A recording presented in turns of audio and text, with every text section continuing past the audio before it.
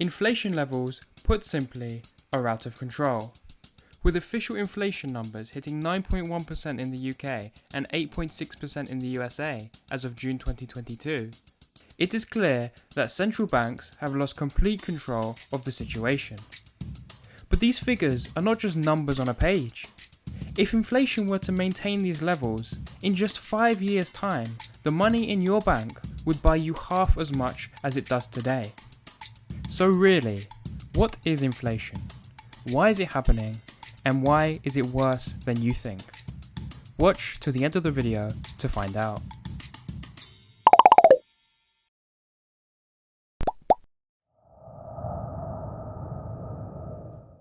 Inflation, as modern-day economists put it, is the relative price increase of goods and services. Essentially, the money that you use to buy things gets you less of those things. People like to talk about inflation as being a set number, 8.6% as the Federal Reserve put it as of June 2022, for example. But things aren't this simple. Both the currency you're transacting in and the types of goods and services that you're buying all make up an inflation number that is unique to each individual. Take for example Vasily, a Greek monk who lives in a monastery with his local community. They grow much of their own food and source locally produced goods from neighbouring towns using the euro, a relatively stable currency.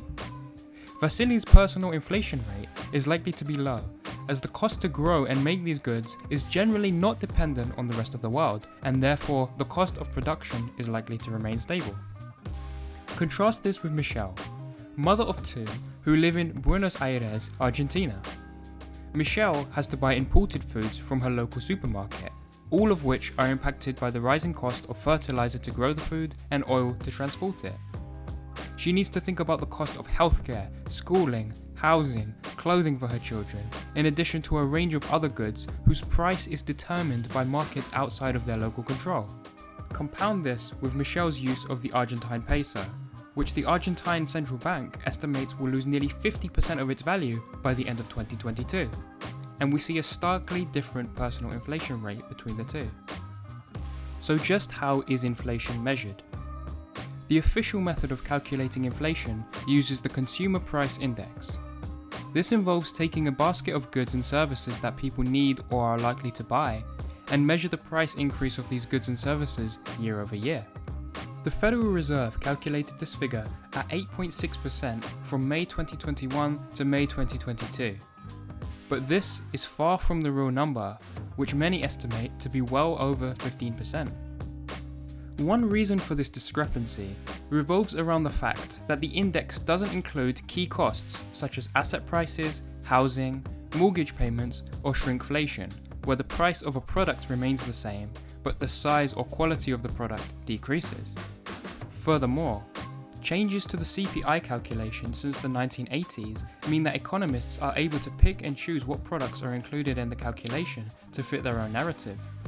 This allows them to use the deflationary aspect of technology to minimize the apparent inflation number. For example, in 1985, a typical entertainment cost may consist of attending, say, 3 concerts a year.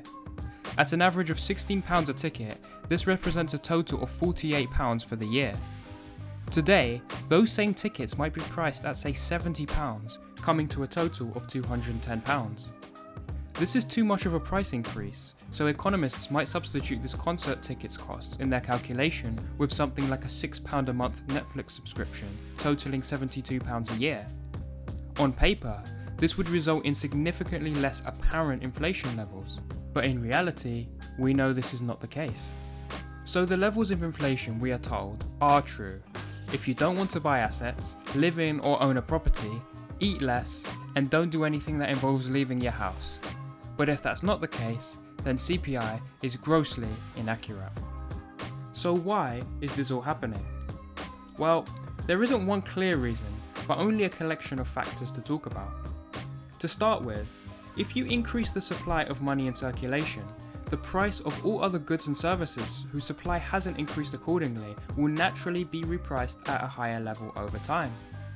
Since the 2008 financial crisis, central banks have been printing large amounts of money to support financial markets.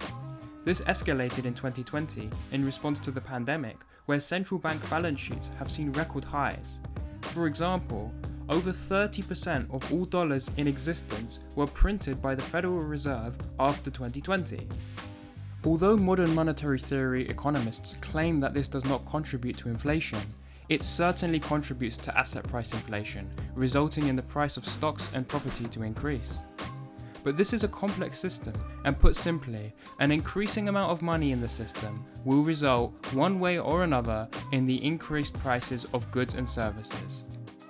Supply chain issues are another major factor in the current inflationary crisis. The global network of trade is extremely complex and simply won't function as seamlessly as it has done in the past after being shut down for over a year. Combine this with China, the world's exporter of everything, continuing to impose authoritarian lockdowns on many of the country's largest exporting capitals, and suddenly we have a lack of supply for many products. Add to this the lack of wheat and fertilizer from Russia and Ukraine, who make up around 28% of these global exports, and it becomes easy to see why the cost of foodstuffs is increasing. Crude oil prices also strongly influence inflation. Whether we like it or not, the world still runs on crude oil. Over 6,000 products consist of crude oil as an ingredient, including various plastics. Ships, trucks, planes all run on crude oil derived fuel, and any increases in the cost of this fuel is going to be realized in the prices of the goods that they are carrying. Whilst various North American and European governments have green agendas intending to reduce the reliance on fossil fuels, few have actually invested enough in alternative energy sources to meet this energy demand. The reduction in Russian oil and gas outputs have only exacerbated this issue, adding fuel to the fire. Whilst governments around the world acknowledge that inflation is the cause of a cost of living crisis, many of their solutions are to print more money, which may end up exacerbating the problem. As the late economist Milton Friedman put it, inflation is taxation without legislation. Overall, inflation is likely to persist unless these underlying factors are resolved. Until then, it is foreseeable that the world will see elevated levels of inflation for the time being. Thank you for watching Olive Stripe Productions. If you found this video educational or interesting, feel free to like and share the video with your friends. To check out more future content on a wide range of exciting relevant topics, please subscribe to our channel.